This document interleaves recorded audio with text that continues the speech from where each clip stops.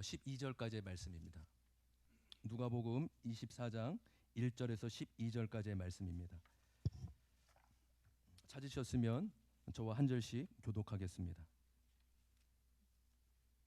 누가복음 24장 1절에서 12절까지의 말씀 한 절씩 교독하겠습니다. 이레의 첫날 이른 새벽에 여자들은 준비한 향료를 가지고 무덤으로 갔다.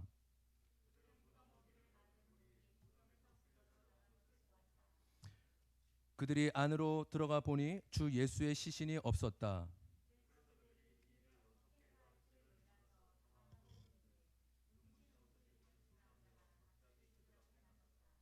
여자들은 두려워서 얼굴을 아래로 숙이고 있는데 그 남자들이 그들에게 말하였다. 어찌하여 너희들은 살아계신 분을 죽은 사람들 가운데서 찾고 있느냐?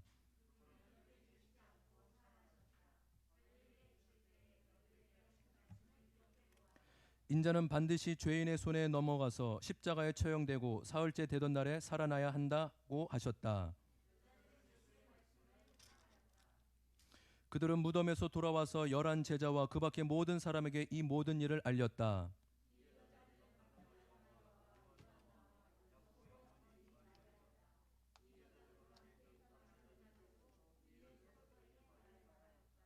그러나 사도들에게는 이 말이 어처구니 없는 말로 들렸으므로 그들은 여자들의 말을 믿지 않았다.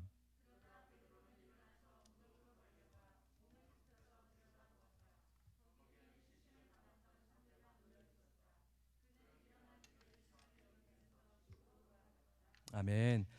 여러분, 이제 오늘 정말 기쁘고 좋은 날인데 우리 또 기도해 주실 게 있습니다. 우리 코로나로 요번에 두세 분이 이번 주에 코로나로 지금 집에서 또 예배드리고 있는데 잘 회복될 수 있도록, 후유증이 없을 수 있도록 또 기도해 주시고 중보해 주시고요.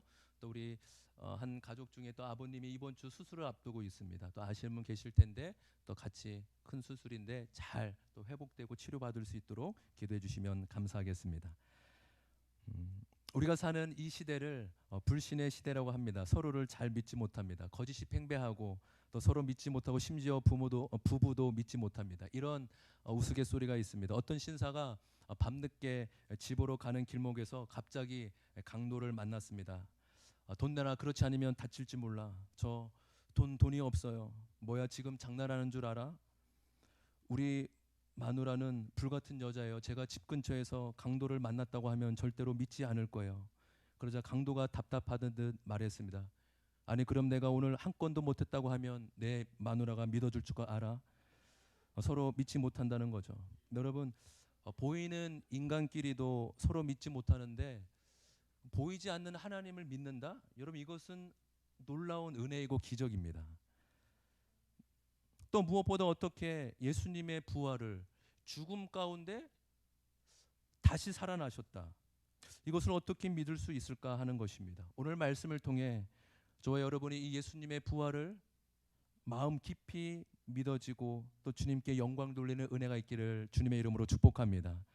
여러분은 진실은 밝혀진다, 결국 밝혀진다라는 말을 들어보셨습니까? 일반적으로 억울하게 누명을 씌우게 되거나 또 죄를 짓지 않았는데 범죄자로 몰리게 될 경우 나중에 그것이 사실이 아님을 드러나게 될 때 주로 쓰이는 말이죠. 아니면 그 반대로 사건을 거짓으로 포장하다가 결국 진실을 밝혀질 때 쓰이는 말이기도 합니다. 진실은 결국 밝혀진다. 그 영화의 소재로도 많이 쓰이는 걸 보게 됩니다. 여러분, 쇼생크 탈출 보신 분 계십니까? 정말 명작 중에 명작이죠. 오늘 기쁜 날이니까 집에 돌아가셔서 성경 통독하시고 시간 남으시면 한번 보셔도 좋을 것 같습니다. 아내를 살인했다는 누명을 쓰고 감옥에 들은 남자가 그렇죠, 진실을 밝히기 위해서 감옥을 탈출하는 정말 명작입니다. 여러분, 또 최근에 이 밝혀진 진실로 인해서 매우 큰 이슈가 되는 사건이 있죠. 일명 가평 계곡 사건인데 진실이 드러나게 되었습니다. 한 여인이 이 보험금을 노리고 이 내연남과 친구들을 데리고 이 계곡으로 놀러 가서 수영을 하지 못하는 남편을 빠져 죽게 만든 사건입니다. 여러분, 처음에 그것은 단순한 사고로 종결해 놨는데 다시 재수사를 하게 되면서 진실이 밝혀졌죠. 그 아내 여인과 내연남이 몇 차례 고의성을 가지고 남편을 죽이려고 한 사실이 밝혀지게 된 것입니다. 그래서 어제 뭐 자수해서 잡혔다고 하는데 얼마나 진실이 밝혀져서 다행인지 모릅니다. 예전에 어떤 사람은 자신이 밤 식빵에서 죽은 작은 생쥐가 나왔다고 사진을 찍어서 인터넷에 올려 한참 그 빵 회사가 큰 타격을 입은 적이 있습니다. 그런데 시간이 지나서 과학 조사를 한 결과 그것을 일부러 쥐를 넣어서 그 빵을 만들었다고 진실이 밝혀졌습니다. 왜냐하면 그 사람이 빵집 주인이었는데 바로 근처에 있는 그 빵집이 너무 잘 되니까 일부러 그런 일을 꾸며냈다고 하는 것입니다. 이것은 좀 더 쉽게 진실이 밝혀진 경우라 할 수 있겠죠. 지금은 과학의 발달로 여러 가지 기법을 통하여서 진실을 밝혀내고 있습니다. 법적으로도 의학적으로도 또 과학 조사로 또 요즘에는 네티즌을 통하여서도 진실이 밝혀질 때가 있습니다. 여러분 진실이 밝혀져야 사회가 아름답고 사회가 정의로울 수 있습니다. 그래서 여러분 우리는 거짓이 아니라 진실을 사랑하는 자가 되고 진실을 따라 살아가야 될 것입니다. 여러분 오늘 부활절은요. 하나님이 진실을 밝혀주신 날입니다. 온 세상에 참된 진실이 무엇인지 열방에 알린 날이 바로 부활절입니다. 만약에 예수님의 십자가가 죽으심으로 끝났다면 우리의 죄만 용서받은 데서만 끝났을 것입니다. 그러나 예수님의 십자가가 죽음으로 끝난 것이 아니라 부활이 있었기 때문에 제 용서만이 아니라 영원한 생명을 누릴 수 있는 영생이 주어졌음을 믿습니다. 할렐루야. 그래서 우리의 복음의 핵심은 예수님의 죽음과 부활이죠.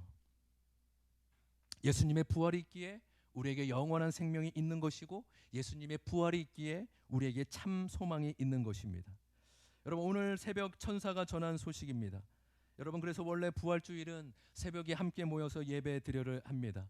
주님이 새벽에 부활하셨기에 부활하신 그 시간에 함께 동참하는 의미로 드리는 것이죠. 저도 그 의미를 알고 있었기에 저희도 오늘 그렇게 새벽 예배를 드릴까 하다가 늘 동일하게 세 명만 나오실 것 같아서 그냥 내일 드리기로 하였습니다. 그렇죠, 권사님? 예? 그렇죠. 늘 우리 뭐 세 명만 나올 것 같아서 뭐 우리 부활주일이니까 새벽기도 특별 새벽기도입니다. 예, 그래서 세 명 나올 것 같아서 우리 내일 늘 하는 분들이 내일 하겠습니다. 예. 내일 들으시면 됩니다, 여러분. 예, 부활을 기다리시는 분 내일 들으시면 됩니다. 우리가 지금 새벽 시간이라고 생각하고 저는 5시에 드렸어요. 예, 이렇게 제자력교회 이렇게 보면서 여러분 지금이 새벽이라 생각하시고 예배를 드리시길 바랍니다.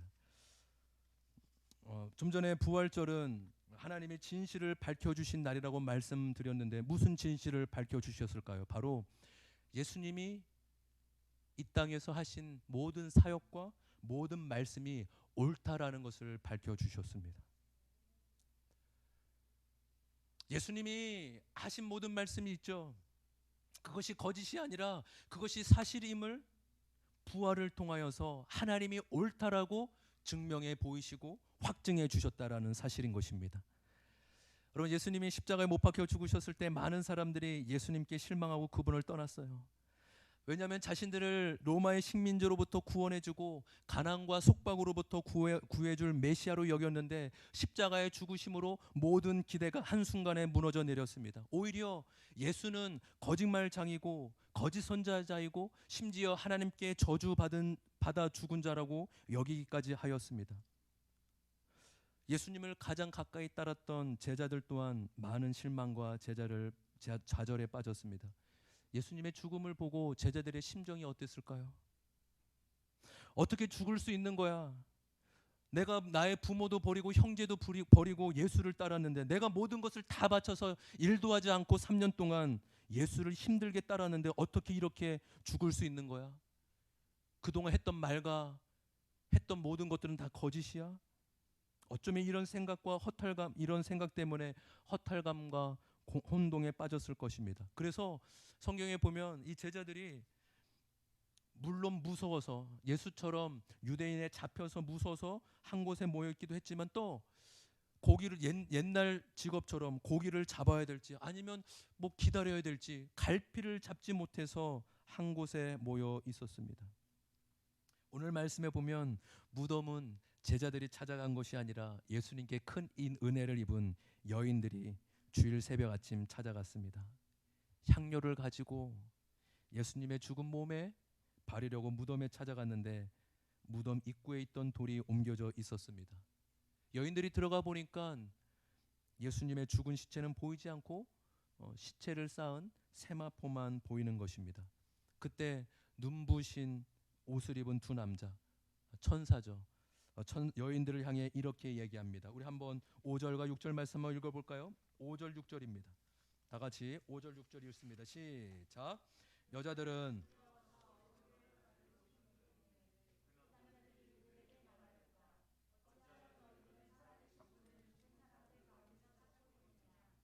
그분은 여기 계시지 않고 살아나셨다. 갈릴리에 계실 때 너희들에게 하신 말씀을 기억해 보아라. 아멘. 할렐루야. 우리 함께 고백해 볼까요? 너희들은 어찌 살아있는 자를 죽은 자 가운데서 찾느냐? 그분은 살아나셨다. 할렐루야. 그 여인들은 두려움 가운데 그 무덤 안에 들어갔지만 그 천사의 소식을 통하여서 예수님이 살아나셨음을, 여기 계시지 않고 살아나셨음을 알게 된 것입니다. 그 여인들이 이 천사를 만나고 나서 두려움과 환희 가운데 예수님이 살아난 소식을 가지고 제자들이 모여 있던 곳으로 갑니다. 오늘 말씀에 나와 있죠. 예수님이 살아나셨어요. 예수님의 부활하셨어요. 그때 제자들의 반응이 어떠합니까? 우리 함께 읽어볼까요? 우리 오늘 말씀에 읽지 않았지만 뒤쪽에 한번 보도록 하겠습니다. 뒤쪽에 한번 보겠습니다.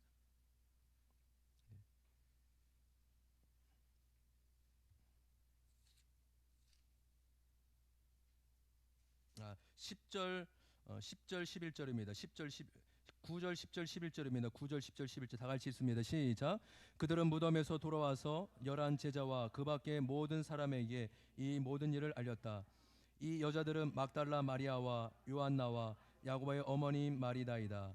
이 여자들과 함께 있던 다른 여자들도 이 일을 사도들에게 말하였다. 그러나 사도들에게는 이 말이 어처구니 없는 말로 들렸으므로 그들은 여자들의 말을 믿지 않았다. 그럼 무슨 이야기입니까? 이 여인들이 제자들이 있는 곳에 가서 예수님이 살아나셨습니다. 예수님이 죽음 가운데 부활하셨습니다. 라고 전하자 그들의 반응이 어땠다고요? 황당해하고 믿지 못했다라는 거예요. 안 믿어지는 거예요. 말도 안 된다는 거예요. 어떻게 죽은 자가 살아날 수 있느냐? 정신이 나간 것이 아니냐? 그렇게 여긴 것이죠. 근데 여러분, 우리가 읽지는 않았지만 그런 상황 가운데 시간이 좀 지나고 났습니다. 그리고 예수님이 정말로 제자들이 모인 곳에 직접 찾아가셨습니다. 제자들이 예수님의 모습을 보고 유령인 줄 알고 깜짝 놀라죠. 그래서 예수님이 제자들에게 너희들이 왜 무서워하고 의심하느냐? 내 손과 발을 봐라. 나를 만져봐라. 나는 보이는 것처럼 살과 뼈를 가지고 있다라고 말씀하십니다. 그리고 나서 먹을 것을 달라고 하죠. 무덤에 3일 동안 계셔서 배가 고프셨던 것 같습니다. 이런 유치원 것을 웃어주셔야 되는데 죄송합니다. 제자들이 무엇을 드리죠? 구운 생선 한 토막을 드리자 예수님이 그것을 드셨습니다. 여러분, 그것은 무엇을 의미하냐면 예수님은 영만으로 부활하신 것이 아니라 완전한 육체로 부활하셨다는 사실입니다. 할렐루야. 그러니까 여러분, 우리도 예수님이 첫 부활의 열매가 되셔서 우리도 예수님 재림하실 때 죽은 자가 부활하신다고 말씀하시는데 몸의 열매, 몸의 부활로. 근데 그것은 단지 지금 우리의 몸이 아니라 이해할 수 없는, 그러니까 예수님이 이렇게 시간을 초월하고 공간을 초월하는 것, 육체는 계신데 그런 놀라운 신비로운 몸으로 부활하게 된다라는 것이죠. 예수님의 부활은 하나님의 진실을 밝혀주신 것입니다. 여러분, 예수님이 하셨던 말씀, 주장이 무엇입니까? 나와 아버지는 하나다. 동현아, 할렐루야. 피곤하구나. 그래, 열심히 더 공부하다가 자가지고 괜찮아. 그럴 수 있어. 목사님은 그래도 너의 머리, 이렇게 예쁜 그 머리를 보고 싶어. 목사님 이렇게 한번 보자. 그래. 왜냐하면 우리 교회는 다음 세대를 세우는 교회이기 때문에 우리 친구들이 중요해요. 그래요. 경민이 오랜만에 예배 잘 드리네. 우리 경민이가 제가 늘 숙제였어요. 우리 아들이 목사 아들이 제일 예배 시간에 떠들고 돌아다니는데 주여 어떡합니까? 근데 어제 아내가 많이 혼냈어요. 근데 오늘 정말 혼내니까 다르네요. 혼내니까 경민이가 깜짝 놀랐어요. 너무 예쁘게 잘 드리고 있습니다, 예배를. 그래요. 예수님이 이 땅에 사시면서 여러 가지 말씀을 하셨는데 그 중에 아주 이상하면서도 독특한 주장들이 있었어요. 무엇이었죠? 나와 아버지는 하나이다. 이 말 때문에 신성 모독이라는 죄로 죽임을 당했죠. 나는 하나님의 아들이다. 나는 하늘로부터 온 생명의 떡이다. 나를 먹고 마시는 자는 영원히 살 것이다. 라는 그런 주장들이 있었습니다. 그쵸, 한번 볼까요? 넘겨주시죠. 그 전에 하나 빠졌습니다. 예, 다시 전에. 네, 하나가 제가 빠진 것 같은데. 네, 그 예. 그리고 예수님의 주장 중 가장 중요한 주장이 있습니다. 무엇이냐면 나의 죽음은 많은 사람의 대속물로 죽음을 주려 함이라. 나의 죄 때문에 십자가에 죽는 것이 아니라 많은 수많은 사람들의 죄 때문에 대신 죽는다라는 거 예수님 말씀하셨죠. 바로 부활을 통하여서 예수님의 하신 말씀이 맞다라는 것을 확실히 보여주신 것입니다. 할렐루야. 예수님은 자신의 죄 때문에 죽으신 것이 아니라 모든 사람의 죄, 모든 인류의 죄를 위하여서 돌아가신 것임을 하나님께서 확증하시고 나타내 주신 것입니다. 예수님만이 하나님의 보내신 참된 아들이요 구원자이심을 우리 가운데 보여주신 것입니다. 여러분, 법정에서 판사가 내린 판결도 권위가 있고 이 정보원에서 내린 진실 여부도 권위가 있는데 우리 하나님이 내리신 예수가 부활하셨다는 사실에는 얼마나 진실한 권위가 있겠습니까? 한낱 실수도 잦은 인간의 진실 여부에도 우리가 믿고 따르는데, 아 맞아 그럴 거야, 그렇게 판결이 났어 라고 믿고 따르는데, 실수가 없으신 완전하신 하나님이 내리신 부활의 확증, 예수님이 옳다라고 선언하신 그 증거에 우리의 삶을 던져도 될 만큼 분명한 사실임을 믿습니다. 여러분, 그런데 재미난 것은 지나온 역사 가운데 예수님의 부활이 거짓이라고 증명하라고 했던 자가 많았다라는 거예요. 명석한 두뇌를 가지고 한평생 부활이 거짓이라고 밝혀내기 위해 평생을 연구하며 바친 박사나 교수들이 있습니다. 여러분, 20세기 후반에 이 부활이 거짓임을 증명하기 위해서 모든 자료를 모으고 3년 동안 피나는 노력으로 애쓴 학자가 있습니다. 근데 3년이 지나서 그가 놀라운 책을 썼는데 바로 누가 돌을 옮겼느냐라는 책이에요. 근데 그 책을 보면 놀라워요. 처음 시작이 어떻게 나와 있냐 보면 나는 예수의 부활이 거짓임을 밝혀내려고 자료를 모으기 시작했다라는 거예요. 근데 3년 동안 애쓰고 연구하고 자료를 찾은 결과 예수님의 부활은 결코 부인할 수 없는 역사적인 사실이다 라면서 그 책을 쓴 겁니다. 아주 탁월한 변증서예요. 여러분 꼭 한번 누가 돌을 옮겼는가라는 책을 한번 보시길 바랍니다. 그럼에도 수많은 사람들이 학자들 중에 예수의 부활이 거짓이라고 여기는 주장들이 있어요. 한번 보십시오. 몇 가지가 있습니다. 예수님의 부활이 왜 비어져 있을까?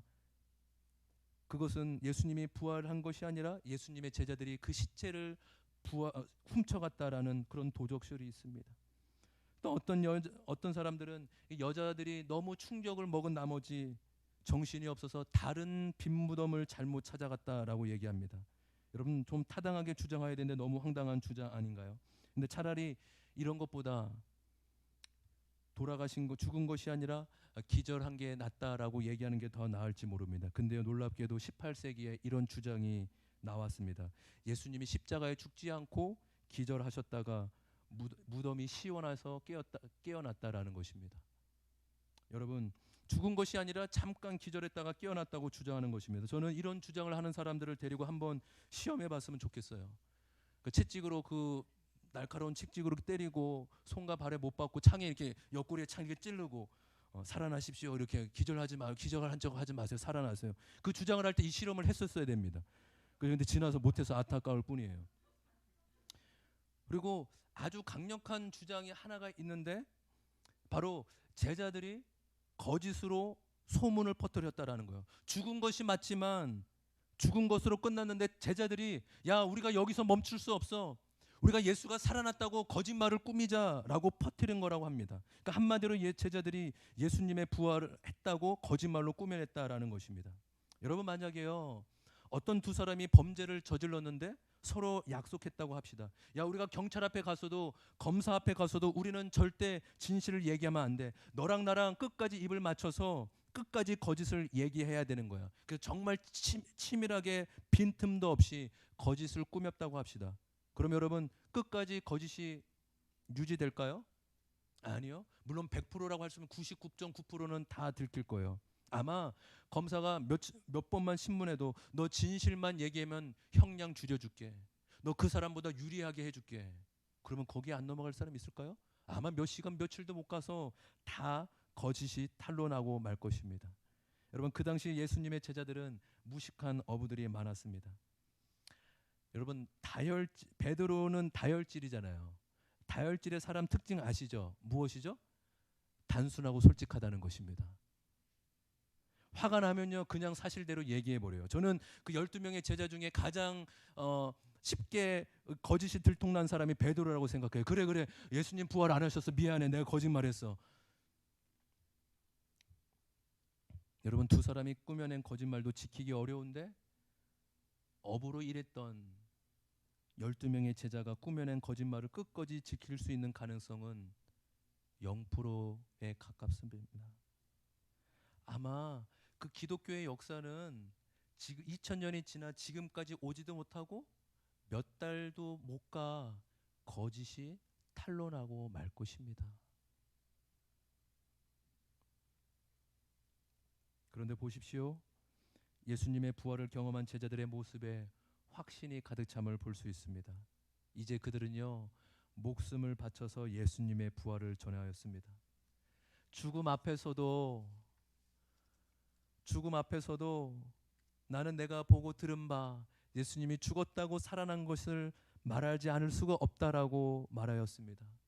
이 메시지를 전하면 돌에 맞아 죽고 어떤 이는 십자가에 거꾸로 당함을 알면서도 예수가 죽고 부활하셨다라는 그 메시지를 전하였습니다.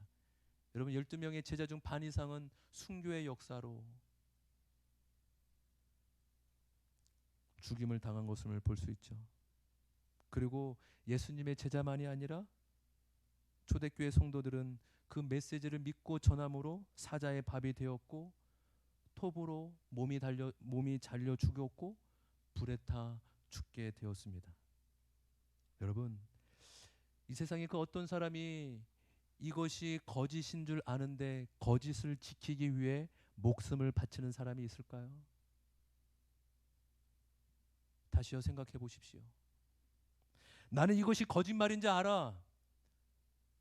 다른 사람은 몰라도 나는 이건 거짓인지 알아. 근데 그 사람은 나는 이 끝까지 거짓을 지키겠다. 난 지키고 말 것이다 하면서 자신의 생명, 자신의 목숨을 거는 사람이 있을까요? 아니요. 이 세상에 단 한 명도 존재하지 않을 것입니다. 그렇죠? 왜요? 사람은 언제나 진실에만 목숨을 걸 가치가 있다라는 것을 아는 존재이기 때문인 것이죠. 할렐루야. 제자와 수많은 초대교회 성도들 죽음 앞에서도 두려워하지 않고 죽음을 담대하게 맞이했던 이유는 그것이 진실이었고 사실이었기 때문인 것이죠. 우리 하나님의 말씀 보도록 하겠습니다. 고린도전서 15장 12절에서 14절 말씀입니다. 고린도전서 15장 12절에서 14절입니다.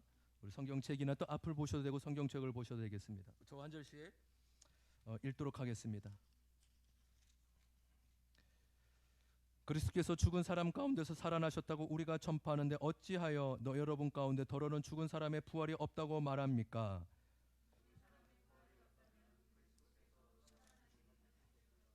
그리스도께서 살아나지 않으셨다면 우리의 선포도 헛되고 여러분의 믿음도 헛될 것입니다.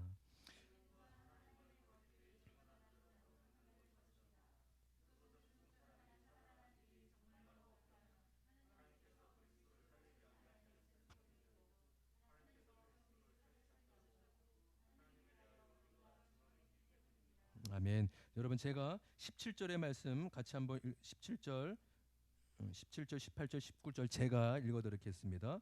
그리스도께서 살아나지 않으셨다면 여러분의 믿음은 헛된 것이 되고 여러분은 아직도 죄 가운데 있을 것입니다. 그리고 그리스도 안에서 잠든 사람들도 멸망했을 것입니다. 그리스도 안에서 우리가 바라는 것이 이 세상에만 해당되는 것이라면 우리는 모든 사람 가운데서 가장 불쌍한 사람일 것입니다. 아멘. 여러분, 부활이 없다면, 부활이 사실이 아니라면 우리의 믿음도 헛된 것이고 우리가 거짓을 믿고 있다라는 거예요. 그리고 부활이 없다면 이 세상에 무엇을 얘기합니까? 바울이 이 세상에서 가장 불쌍한 사람이 누구랍니까? 그렇죠, 우리라는 겁니다. 신앙생활하고 예수를 믿는 사람이죠. 왜요? 부활이 없으면 죽으면 끝인데 이 세상에 즐거운 것이 그렇게 많은데, 그럼 가장 불쌍한 사람이 여러분들이고 저입니다. 그렇죠? 죽음은 끝인데 왜 고생을 하십니까? 지금 바울이 부활이 없다라는 것을 얘기하고 있을까요? 아니죠. 부활이 분명히 반드시 있었다라는 것은 논리적으로 반증하기 위해서 설명하는 것입니다. 할렐루야. 최고의 석학, 그 당시 가장 가마리엘 가문의 가장 지금으로 따면 하버드 이상의 최고의 가문과 최고의 지식을 가진 바울이 논증하는 거예요. 그것이 역사적인 사실이고 진리이기에, 또한 나도 직접 다메섹 도상에서 부활하신 예수님을 보았기에 우리는 결코 불쌍한 사람이 아니다. 예수님 부활하셨고 우리도 죽음 뒤에 부활을 경험하게 될 것이다 라고 말씀하고 있는 것입니다. 할렐루야. 그래서 여러분, 수많은 종교의 지도자가 죽고 오히려 소멸되고 사드라졌지만, 오히려 기독교는 예수님이 죽고 부흥과 종교가 탄생되는, 진리가 탄생되는 놀라운 일이 일어났습니다. 할렐루야. 예수님의 부활을 통해 초대교회, 교회가 탄생하게 되었고 지금 우리가 거룩한 주일을 지키고 있는 것입니다. 그리고 놀라운 것이 무엇인지 아십니까? 정말로 그 안에 생명이 있고 진리이기에 지금도 그 새 생명의 역사는 지금 2000년이 지난 지금까지도 계속적으로 이어져 오고 있다는 사실인 것입니다. 초대교회가 그토록 믿는 자들을 죽이려고 했지만 오히려 믿는 자들이 일어났고, 여러분 지금도 중국에 지금 수많은 선교사님, 제가 필리핀에 있을 때도요, 중국의 핍박 때문에 그 정부의 그 공산화 때문에 많이 쫓겨져 나왔어요. 그래서 동남아로 오셨고, 뭐 필리핀, 태국, 뭐 베트남 이런 데 많이 오셨어요. 중국에서 이렇게 추방당하셔가지고. 근데 여러분, 가장 중국이 부흥의 시기가 언제인지 아십니까? 대략 10년 안팎, 20년, 10년 안팎쯤이에요. 가장 핍박과 고난이 심한 그때 지하교회 성도들이 부흥의 역사를 통하여서 생명을 얻고 기독교 부흥의 역사가 중국 가운데 일어났습니다. 북한도 지금도 끊임없이 숨죽여 예배하고 기도하며 주님을 찾고 있는 자들이 북한 성도들 가운데도 많이 있습니다. 마지막으로 한 가지 이야기를 드리고 마치려고 합니다. 이상 목사님이 쓰신 붉은 예수쟁이라는 책이 있습니다. 여러분, 그 책은 북한 선교를 사역하는 사역자분이, 또한 북한에서 탈북한 북한 성도들이 어떻게 예수님을 믿게 됐는지 그 이야기를 모아놓은 책입니다. 저는 우리 교회가 이 열방을 품고 또한 북한을 우리 품는 우리 기쁨의 제자들교회 되길 소망합니다. 할렐루야. 그래서 우리 교회가 통일이 되면 또 우리 다음 세대 친구들이 또 북한에 가서도 또 많은 일들을 하고 또 담당하는 은혜가 있었으면 좋겠어요. 우리 많은 분들, 북한과 통일되는 그날 우리가 꿈꾸며 복음으로 통일되고 북한에 우리가 복음으로 또 섬기는 은혜가 있었으면 좋겠습니다. 북한에서 믿는 것을 들키면 바로 잡혀가서 죽을 수도 있기에 여러분, 아주 가까운 사람에게도 전혀 드러나지 않는다고 합니다. 몰래 예배드리고 산에 가서 기도하고 신앙을 지킨다고 합니다. 중국에 넘어갔다가 북한에서 다시 돌아갈 준비하는 성도에게 왜 다시 북한으로 돌아가느냐라고 물으면 거의 동일하게 이렇게 얘기한다고 합니다. 제가 다시 북한으로 돌아가는 이유는 우리 북한 동포들에게 복음을 전하고 그들을 살리기 위해서입니다. 하나님의 은혜를 입었으니 나도 그 땅에 돌아가는 것이 맞는 것입니다 라고 했다는 것입니다. 예수 믿는 것 때문에 다시 돌아가면 감옥에 잡힐 것을 알아요. 죽임을 당할 것을 알아요. 그럼에도 불구하고 북한으로 돌아간다라는 것이죠. 그 책에 나온 한 가지 이야기를 드리겠습니다. 청진의 곳곳에 벽보가 나붙었다. 1999년 10월 10일 10시 청진 운동장에서 400명 공개 처형함. 모든 인민들은 공개 처형되는 그곳으로 집합하길 바람. 그곳으로 가지 않으면 반동으로 몰리기 때문에 주민들은 신호도 어쩔 수 없이 발걸음을 옮겨야 했다. 드디어 공개 처형을 당할 사람들이 온몸을 묶인 채로 군인들에 의해 끌려나갔다. 그들은 제대로 걸음을 걷지 못할 정도로 부들거리며 비명소리가 끊이지 않았다. 그런 가운데 김일심, 한설양, 최철 세 사람의 이름이 호명되면서 군복을 입은 보위부원 3명이 묶인 채로 끌려 나왔다. 그들을 본 사람들은 놀라지 않을 수 없었다. 다른 사람들은 죽는 것이 두려워 비명을 지르고 온몸을 부들거리며 새색이 되어 있는데 묵묵히 걸어 나온 세 명은 아주 고요하고 평안한 얼굴을 하고 있었다. 예수를 믿는다는 것이 그들의 죄목이었다. 너희들은 위대하신 김일성 수령과 김정일 장군이 말씀하는 주체 사상을 버리고 반동적인 기독교를 믿고 그것을 사람들에게 전하여 미혹시켰다.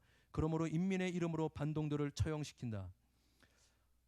세 사람을 죽이기 위해 마지막으로 몸을 묶일 때였다. 한 사람의 몸에서 책 한 권이 툭 떨어졌다. 구경하던 많은 사람들의 시선이 일제히 떨어진 책으로 쏠렸다. 처형을 집행하는 보위 부원이 그 책을 집어들었다. 그 책은 바로 성경책이었다. 세 명은 요동하지 않고 눈을 감고 무언가 중얼거리고 있었다.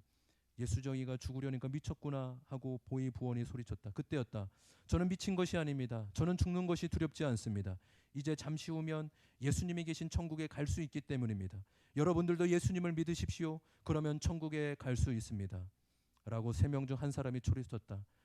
그의 말을 사람들이 조용히 듣게 되는 것에 놀란 군인들은 서둘러 그들을 처형시켰다. 예수 때문에 처형된 것이다. 여러분, 무엇이 그들을 죽음 앞에서도 믿음을 지키게 했던 것일까요? 예수님의 죽음과 예수님의 부활을 진정으로 믿었기 때문입니다. 죽어도 다시 산다는 부활의 진리를 믿었기 때문입니다. 주님의 부활이 가짜라면 세상에서 가장 불쌍한 사람이 우리이지만, 부활이 사실이라면 이 세상에서 가장 큰 복을 받은 사람들이 바로 우리임을 믿습니다. 여러분, 우리가 부활절을 맞아 단지 부활을 기념하는 데서만 그치지 않기를 소망합니다. 예수님의 죽으심과 부활을 날마다 마음 가운데 모시며 참여하는 자가 되기를 소망합니다. 할렐루야. 단지 부활이 이론에서 그치는 것이 아니라 실제가 되어 우리의 삶이, 여러분, 주님의 부활하신 주님은 어디에 계십니까? 내일 여러분이 출근하는 9시 그 삶의 현장에 계십니다. 지금 이곳에서 12시에 예배는 주일 12시 이곳에 주님이 계시며, 동일하게 내일 12시 여러분이 식사를 하고 교제를 나누고 있는 세상 가운데 주님은, 부활하신 주님은 그곳에 계십니다. 할렐루야. 우리의 삶에 주님의 부활하심이, 예수의 흔적, 부활의 흔적이 우리의 심령 가운데 새겨져서 날마다 예수의 사람으로 살아가는 은혜가 있기를 주님의 이름으로 축복합니다.